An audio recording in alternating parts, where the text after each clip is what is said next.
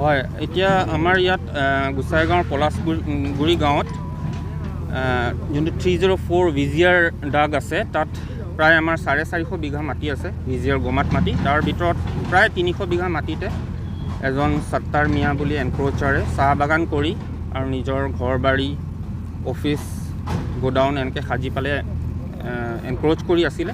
চ' যিহেতু এইটো ভিজিয়াৰ মাটি হয়, এইটো মুক্ত কৰিবৰ কাৰণে আমি আজি এই এভিকশ্যন ড্ৰাইভটো হাতত লৈছোঁ।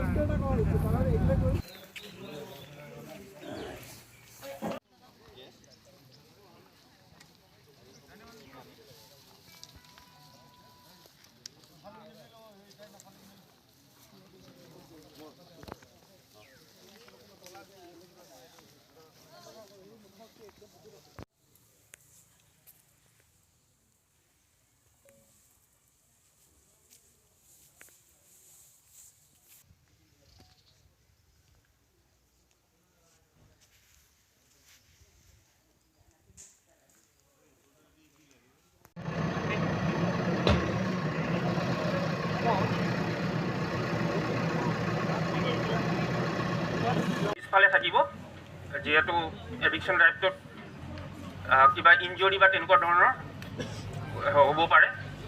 চ' মই এইটো জনালোঁ, অনুৰোধ কৰিলোঁ। ধন্যবাদ।